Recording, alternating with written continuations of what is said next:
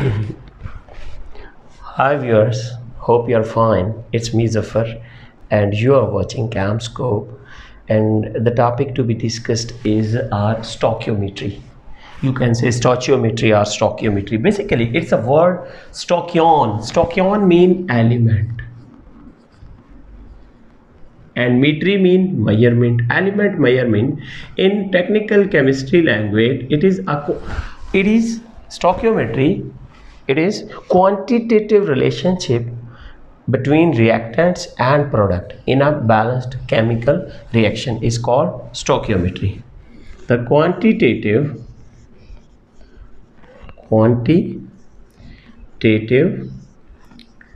relationship between reactants and products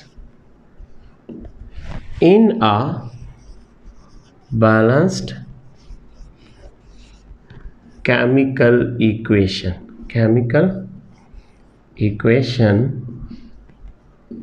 is called stoichiometry. हमने कहा कि quantitative relationship between the reactant and product in a balanced chemical equation is called stoichiometry. मतलब हमारे पास है carbon है, मैं इसकी इक्वेशन लिखता हूँ, इसको कम्बस्चन किया जाता है, इसका हमें CO2 मिलता है. ये इक्वेशन बोल बोल के हमें बता रही है कि 12 ग्राम कार्बन यानी 1 मोल और 32 ग्राम ऑक्सीजन यानी 1 मोल gives us 44 grams यानी 1 मोल CO2. 1 मोल इनके कोएफिशिएंट 1 है. लाइकवाइज अगर मैं लिखूँ 2H2 plus O2 changing to your 2H2O, ये 4 ग्राम हाइड्रोजन 32 ग्राम ऑक्सीजन के साथ मिलकर 36 ग्राम ऑफ वाटर, 1 मोल जो है वाटर का दैट इज 18 ग्राम्स और 2 moles of water are of 36 gram. तो ये हमें क्वांटिटेटिव रिलेशनशिप बताती है. अब देखें 2 moles of hydrogen give us 2 moles of water, 1 mole of oxygen gives us 2 moles of water. इसी तरह 4 ग्राम हाइड्रोजन हमें 2 ग्राम वाटर देती है, जबकि 32 ग्राम ऑक्सीजन हमें 2 मोल या 36 ग्राम्स ऑफ वाटर देती है. स्टोइकियोमेट्री क्वांटिटेटिव रिलेशनशिप बताती है between reactants and products in a balanced chemical equation. अब हमने देखना है which assumptions are to be obeyed during stoichiometry. assumptions कौन कौन से obey किए जाते हैं? assumptions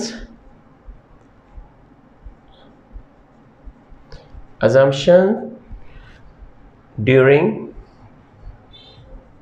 stoichiometry.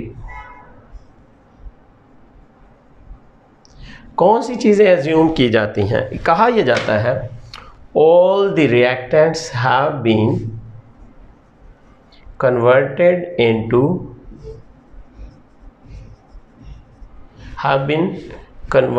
इनटू प्रोडक्ट्स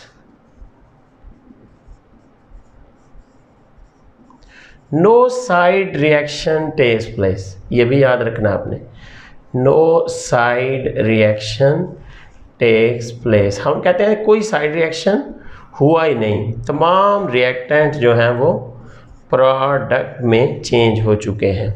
ठीक है. दूसरा हम कहते हैं law of conservation of mass, यानी mass can neither be created nor destroyed.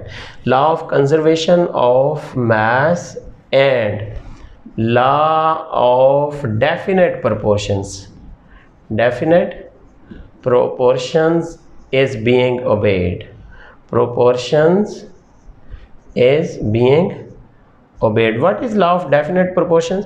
के element in a fixed ratio मिलके, सेम एलिमेंट फिक्स्ड रेशो में मिलके चीज़ कोई बनाते हैं compound. Law of definite proportion is being obeyed. ठीक है, या आर बीइंग ओबेड, क्योंकि ये दो लॉ का मैंने जिक्र किया है। Conservation of mass of the reactant or product remains same, यानी matter can neither be created nor destroyed in a chemical reaction। तो ये assumptions हैं जिनका हमने वो चीज़ें हैं जो हमने assume की हैं during स्टोशियोमेट्री। अब हमने ये देखना है कि कैलकुलेशंस कौन सी हम स्टोशियोमेट्रिक रिलेशनशिप यानी स्टोशियोमेट्री से हम कौन कौन से रिलेशनशिप फाइंड कर सकते हैं। स्टोकियोमेट्रिक रिलेशनशिप्स, ठीक है, यानी किस किस तरह की आप कैलकुलेशन कर सकते हो। देखें, आपके पास रिएक्टेंट का मास दिया गया है तो आप प्रोडक्ट का मास निकाल सकते हो, यानी ये कैलकुलेशन एक हुई, ठीक है। अगर आपके पास मास रिएक्टेंट का दिया गया है तो आप मोल ऑफ द प्रोडक्ट या मोल दिए गए हैं तो आप मास निकाल सकते हो, ठीक है। आप अगर मास दिया गया है रिएक्टेंट का तो आप प्रोडक्ट में से किसी एक चीज़ का वॉल्यूम निकाल सकते हो, या फिर एक चीज़ के आपको मोल दिए गए हैं तो आप दूसरी चीज़ के नंबर ऑफ मोल्स भी फाइंड कर सकते हैं। अब हमने देखना है कि लिमिटेशंस क्या हैं। केमिकल रिएक्शन हम बैलेंस्ड केमिकल इक्वेशन इस्तेमाल करते हैं तो हम देखते हैं लिमिटेशंस क्या हैं। लिमिटेशंस ऑफ केमिकल इक्वेशन, भाई हमने केमिकल इक्वेशन यूज़ तो कर ली इन सारी कैलकुलेशन के लिए, लेकिन इसकी कुछ लिमिटेशंस हैं। एक तो ये है कि इट डू नॉट टेल, ठीक है, do not tell about conditions of the reactant, about conditions of reaction, rather conditions of reaction. और फिर ये रेट ऑफ रिएक्शन के बारे में भी कुछ नहीं बताती। Rate of reaction, rate of reaction क्या है, केमिकल इक्वेशन इस बारे में खामोश है।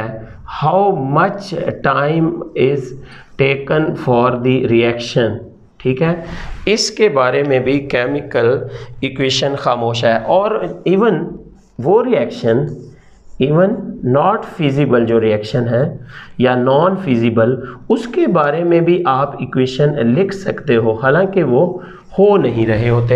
यानी केमिकल इक्वेशंस की कुछ लिमिटेशंस हैं। हमने कहा ये हमें कंडीशन के बारे में नहीं बताती रिएक्शन में क्या कंडीशंस हैं, और रेट ऑफ रिएक्शन या कितना टाइम लग रहा है रिएक्शन में ये भी नहीं बताती हमें equation. Even non feasible reaction के बारे में भी हम केमिकल इक्वेशन लिख सकते हैं। तो हमने कहा क्वांटिटेटिव रिलेशनशिप बिटवीन रिएक्टेंट और product, that is called stoichiometry.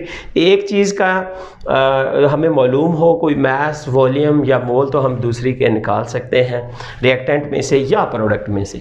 Assumption ये होते हैं कि तमाम reactant have been converted into product, कोई साइड रिएक्शन नहीं हुआ। दो लॉ है, law of conservation of mass और law of conservation of definite proportion, ये हम समझते हैं कि ओबे हो रहे हैं ड्यूरिंग स्टोकियोमेट्री। फिर हमने कहा कि अगर हमें एक चीज़ का मास मालूम है तो हम दूसरा यानी रिएक्टेंट में से या प्रोडक्ट में से किसी का मास मालूम है तो हम प्रोडक्ट रिएक्टेंट में से किसी का मास मालूम कर सकते हैं। कब? जब हमने इसको केमिकली बैलेंस्ड किया होगा इक्वेशन को। फिर मास मोल रिलेशनशिप, मास वॉल्यूम रिलेशनशिप और मोल मोल रिलेशनशिप, तो ये सारी हम कैलकुलेशन स्टोकियोमेट्री से करेंगे। आप नेक्स्ट वीडियो देखना ना भूलिएगा जिसमें हमने प्रैक्टिकली इसकी कैलकुलेशंस करनी है कि how much useful this technique is, कि स्टोकियोमेट्री कितनी यूज़फुल है हमारी केमिस्ट्री के अंदर। Thank you for watching, bye bye.